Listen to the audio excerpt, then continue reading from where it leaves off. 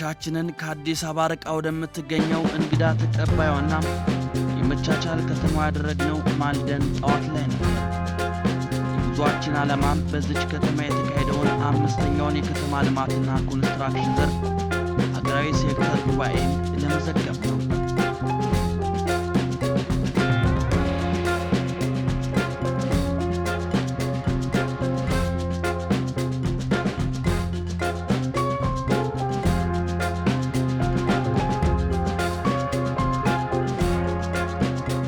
ጉዟችን ወቅትም ስለዚች የፍቅር ከተማ ቀደምት ታሪክ፣ ባህሏ፣ የነዋሪዎቿ አለባበስ፣ አመጋገቧ ማውጋታችን በስፋትም ተያያዝ ነው።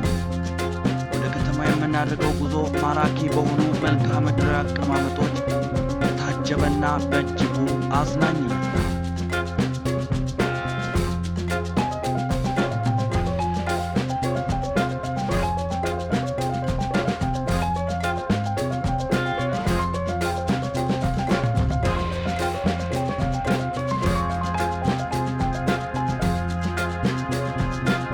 የተከበቡ ውብ ከተማዎችን አቆራርጠን ተፈጥሮን እያደነቀን አመሻሽ ላይ ሐረር ከተማ ደረስን።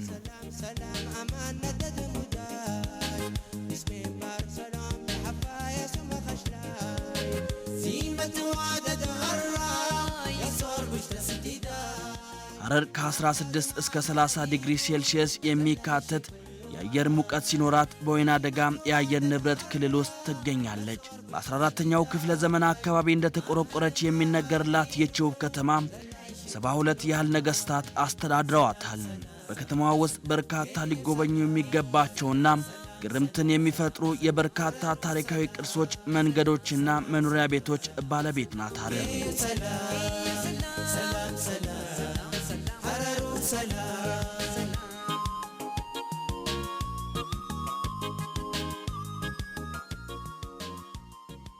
በዚች ከተማ የሰላም ተምሳሌት የሆኑ ቤቶቿ የመንፈስ እርካታን ያላብሳሉ። ከሁለት ሰዎች በላይ የማያሳልፉ የሚመስሉት መንገዶቿ የፍቅርና የመቻቻል የሆነችው ሐረር መለያዎቿ ናቸው። የሐረሪ ሕዝብ ብሔራዊ ክልላዊ መንግሥት ዋና ከተማ ሐረር ከአዲስ አበባ ከተማ በስተ ምስራቅ በ525 ኪሎ ሜትር ርቀት ላይም ትገኛለች። ከተማዋ ከባህር ጠለል በላይ ከ1750 ሜትር ከፍታ ላይ የምትገኝ ሲሆን የተለያየ ቋንቋ፣ ሃይማኖት፣ ማኅበራዊና ባህላዊ ተግባራት ስብጥር ያላቸው ቡድኖችን መጠለያ ናት።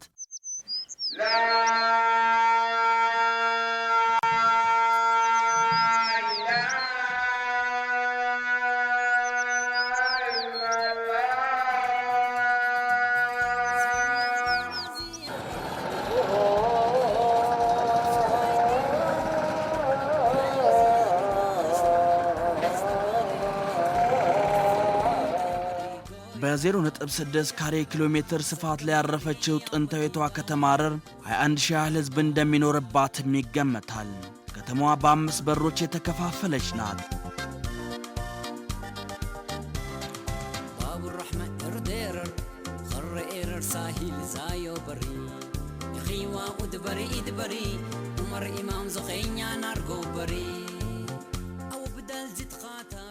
ዩኔስኮ እንደ አውሮፓውያን አቆጣጠር በ1989 ዓ.ም አካባቢ በኢትዮጵያ የሚገኙ ዋና ዋና ሐውልቶችና የአርኪኦሎጂ ቦታዎችን ለመጠበቅ ባካሄደው ዓለም አቀፍ ዘመቻ ሐረርን በቅርስ መዝገብ አስፍሯታል። የፈረንሳዊ ገጣሚና ባለቅኔ አርተር ራምቦን ቤትም ይገኝባታል።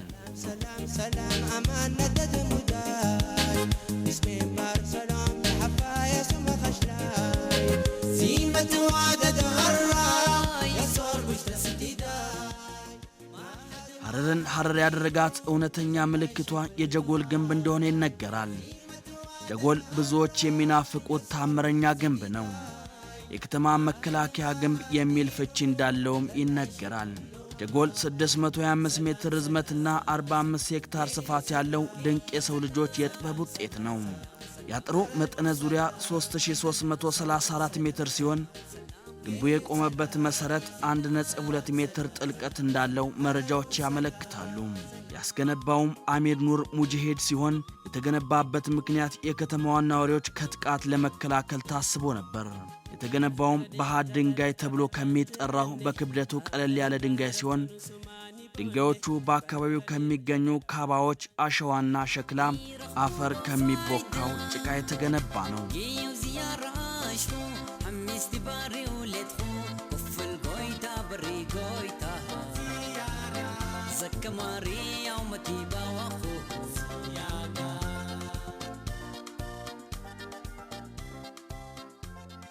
እስኪ አሁን ደግሞ በጥንታዊቷ ከተማ ከሚገኙ ታሪካዊና ባህላዊ ቅርሶች መካከል በካሜራችን ጥቂቱን እንቃኝ። ይህ ሐውልት ከዱክበር በጥቂት ርቀት ላይ የሚገኘው የራስ ልዑል መኮንን ሐውልት ነው። ይህ ደግሞ የከተማው ማዘጋጃ ቤት ነው። የበር በከተማዋ ነዋሪዎች አጠራር ዱክበር ይባላል። በሌሎች በከተማዋ ነዋሪዎች ባልሆኑ ደግሞ የሐረር በር ይባላል።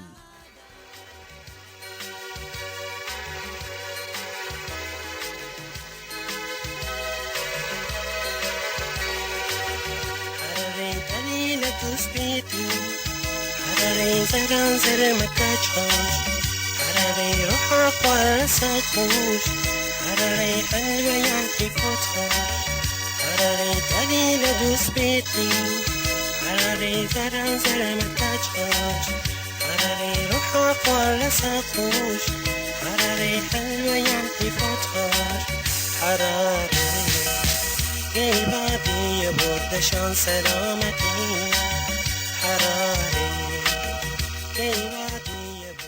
እነዚህ ዕቃዎች ጠላቶቻቸውን ለመከላከል የሚጠቀሙባቸው የጦር መሳሪያዎች ሲሆኑ ከቆዳ ከእንጨትና ከብረታ ብረት የተሰሩ ናቸው። እነዚህ ደግሞ ባህላዊ አልባሳቶች፣ ባህላዊ ምግቦችና ባህላዊ ዕቃዎች ናቸው።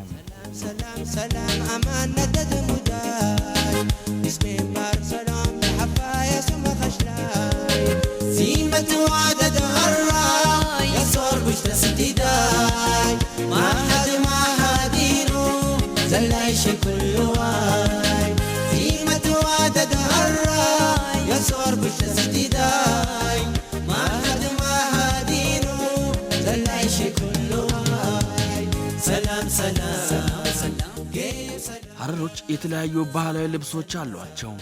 የምትመለከቷት ወጣት የለበሰችው ልብስ ምን እንደሚባል ጠየቅናት። አኸይን ይሄ የሚታዩት ልብስ የሀገር ልብስ ነው። የሚለበሰው ሁሌ አይለበስም፣ ጊዜ አለው። መጀመሪያ ሙሽራዋ ነው የምትለብሰው። ሙሽራው ስታገባ መጀመሪያ አሩዝ መዋለ ለሚሉት አለ። ሙሽራዋ ስትዞር በየቤት ቤት እየዞረች ይሄን አጥላስ ለብሳ ይሄ የሀገር ልብሱን ለብሳ ትዞራለች። ይሄ እንትን ግንባራ ላይ ያረገችው ሲያሳ ይባላል። ሲያሳ በእጃ ላይ ያረገችው ሸዋሊያ በእጅ የሚደረግ ጌጥ ነው። ከዛ ይሄ ከስር የለበሰችው ዳሪ ሱሪ ገገናፊ ይባላል፣ የባህል ሱሪ። አሁን ይሄ የሚሰፋው በእጅ ይሰፋል። ይሄ የሚታዩት ጌጡ ለየብቻው እንትን ይባላል። ሀበካ ጥልፍ ነው፣ ይጠለፋል። እና ይሄ ሜል ፎጣ ይባላል። እዚህ የሚታሰረው አለ ቀርማ የሚባለው።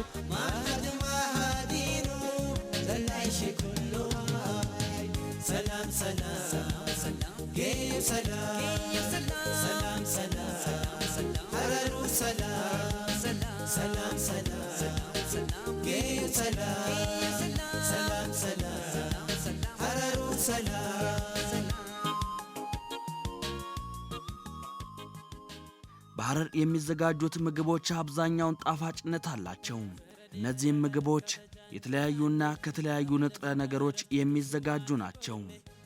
ከፉርኖ ዱቄትና እንቁላል፣ ስኳር፣ እርሾ ገብቶበት አንድ ላይ ተበጥብጦ ኬክ ነው ይሰራል ማለት ነው።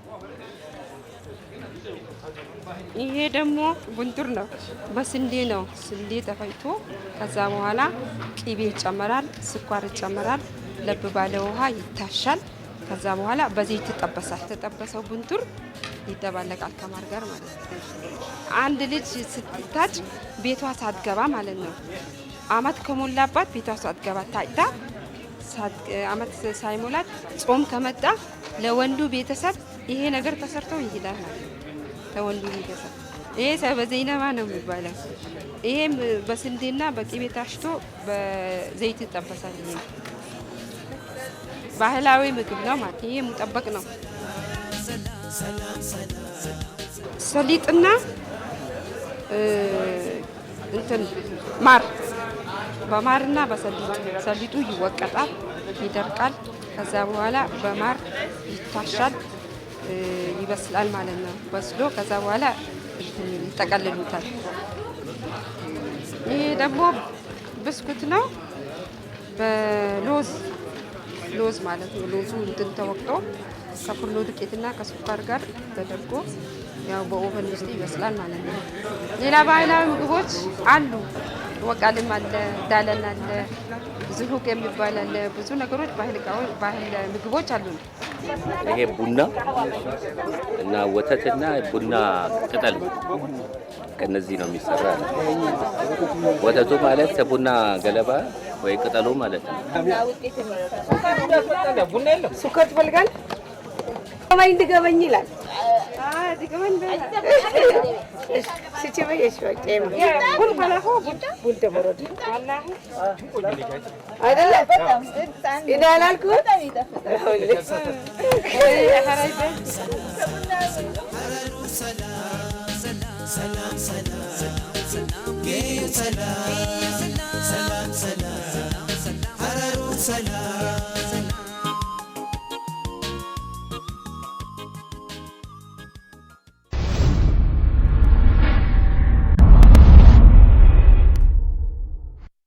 እዚህም በተግባር ያየ ነው የተለያዩ ባህላዊ ምግቦች እንዳሉ ለማየት ይችላል። ቀማምሰነዋል። በጣም ይጣፍጣል። ገና ለመጀመሪያ ጊዜ መቀምሳቸው ብዙ ባህላዊ ምግቦች ነው ያዘጋጁልን እና እሱን እንግዲህ እየቀመስን ነው። ቆንጆ ነው። ከቡና ከማር የሚሰሩ ባህላዊ ምግቦች በጣም በርካታ ከዚህ በፊት የማላውቃቸው ምግቦች ነው እዚህ ያየሁት እና ስትበላቸው በጣም የሚጥሙ በጣም ደስ የሚሉ በባህላዊ መንገድ የሚዘጋጁ ናቸው። ግን የሚገርም እንትን ያላቸው ቴስት ያላቸው ጣዕም ያላቸው ምግቦች ናቸውና በአጠቃላይ በጣም ደስ የሚሉ ነገሮች ነው ያየሁት። በክልሉ በ3 ቋንቋ በአማርኛ፣ በኦሮምኛ፣ በሐረርኛ የሚተላለፍ የሬዲዮ ጣቢያም አላት ሐረር። ሬዲዮ ጣቢያው እስከ 100 ኪሎ ሜትር ያህል ርቀት ላይም ዘወትር ከሰኞ እስከ እሁድ ከ10 ሰዓት እስከ 12 ሰዓት በከተማዋና በአካባቢዋ ይደመጣል።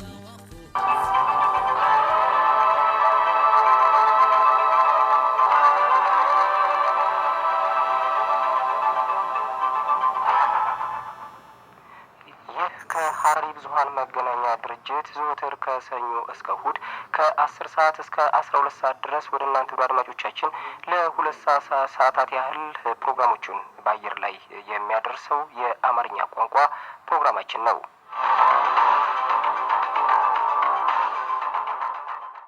በሐረር የጫት ምርት ከፍተኛውን ደረጃ ይዛል።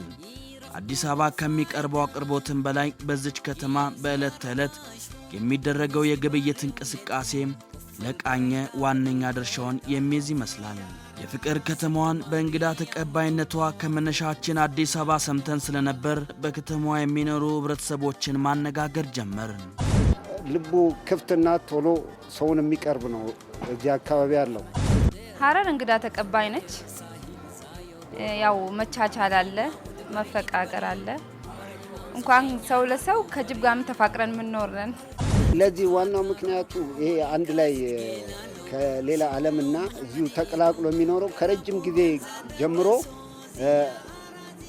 አብሮ ከመኖር የመጣ ነው። የግልጽነት አዲስ ሰው ስናይ አዲስ በመሆኑ እንትን እንዲደነጋገረውም አንፈልግም። ወዲያው የኛን ባህሪ ይወርሳል። የመጣውም ሰውዬ እንደውም ከኛው ብሶ ነው የሚገኘው። በእንግዳ ተቀባይነታችን በጣም እናስተናግዳለን፣ በጣም እንቀበላለን። ሌላው ያነጋገርናቸው በከተማዋ በተካሄደው ጉባኤ ላይ የተሳተፉ ከተለያዩ ክልሎች የተገኙትን እንግዶች ነበር። ሐረሪን እንዴት እንዳገኟት ጠየቅን። ሐረር ጥሩ ሀገር ነው፣ ጥሩ ህዝብ ነው፣ እንግዳ ተቀባይ ነው። ደስ ብሎን። አየሩም በጣም ጥሩ ነው። አይሞቁም፣ በጣም አይበርድምም። መካከለኛ የሆነ ወይና ደጋማ የአየር ሁኔታ ያለበት ሁኔታ ለኑሮ ተስማሚ እንደሆነ ህዝቡም ያው ሰላም ወዳድ ህዝብ እንደሆነ ተፈቃቅሮ ተቻችሎ የሚኖር ህዝብ የሚኖርባት ከተማ መሆኑን ያው ከአሁን በፊትም አውቃለሁ። አሁንም ያው ነው ማለት ነው። እዚህ ስመጣ ለመጀመሪያ ነው። ነገር ግን እንደ መጀመሪያ እንግዳ ነገር አልተሰማኝም። ምክንያቱም ሐረር እንግዳ መቀበል ያውቃሉ። በጣም ደስ የሚል ነው።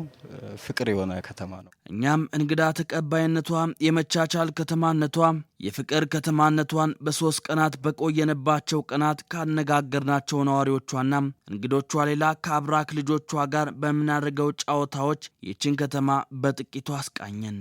ቀሪ ቀደምት ታሪኳን ለማወቅ ይጎብኟት ዘንድ መልእክታችን ነው። ቸርን ሰንብት።